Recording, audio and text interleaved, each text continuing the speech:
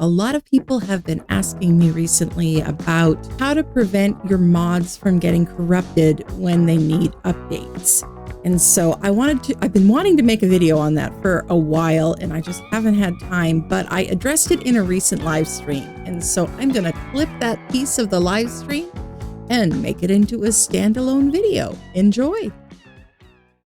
So anyway, yeah, I wanted to show you guys what I'm doing here because I keep getting a question from time to time about people's mods getting corrupted.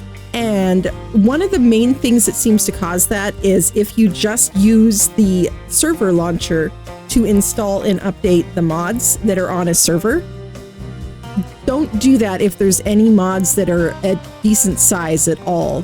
You're better off going over here into the mods area, which I can't go out of it right now because I'm updating some mods.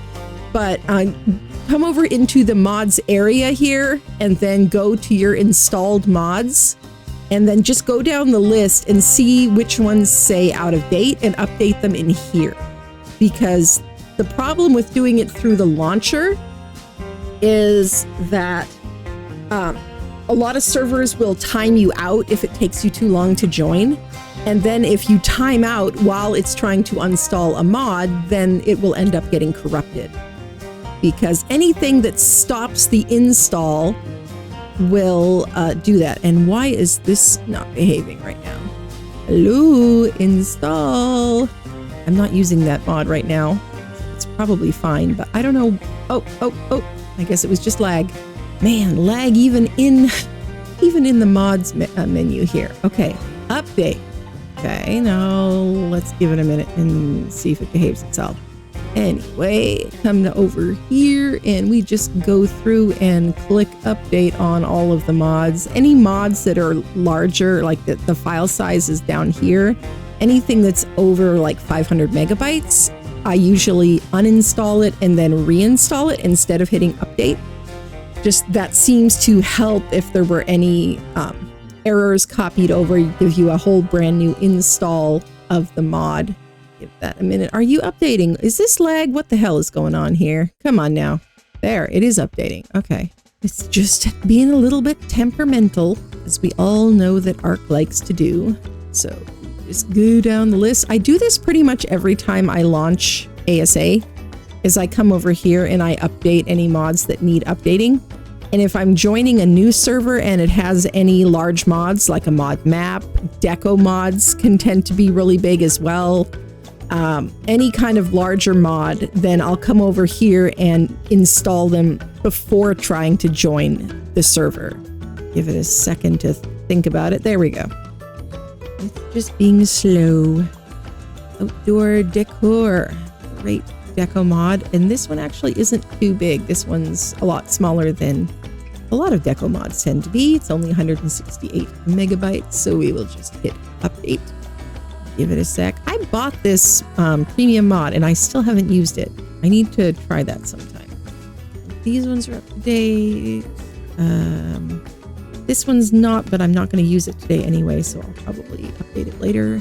All right. I think that is most of them. Just waiting on this one, which is taking its own sweet time. Yeah, I love deco mods, but yeah, they tend to be the big ones because they've got to have custom models and custom meshes, custom designs, and all of that takes up a lot of space. Makes it into a pretty beefy mod. There we go. Okay, those are installed. Go back through the list here, make sure we got everything. And this is the really important part though, because of the fact that anything that interrupts the install will corrupt whatever file was still installing. Don't click back. This back button down at the bottom here will take you back to the main menu out of the mods area, and that will stop anything that was still installing. Thankfully, they have added a pop-up now that'll warn you, you sure you want to leave? You are still installing mod content. But for the longest time, that wasn't there, and people were breaking mods right and left and not knowing what the hell was going on. It took me a while to figure out what was happening as well. Okay, think these all look good. There's still a lot in here that I haven't had a chance to try yet, but I wanted to test them, and so that's why they are in there. So yeah, don't take the fact that a mod is in my list as like me saying that it's unnecessarily a perfect mod or something, or recommending it. It's just, it looked interesting and I wanted to test it. That's all that it means for some of these. All right, let's try again with this one. And this one's not even a very big one, since this is a totally flat map for testing mods and doing events and stuff. It's only 112 megabytes. So, okay, yep, there it goes. Pretty dang fast.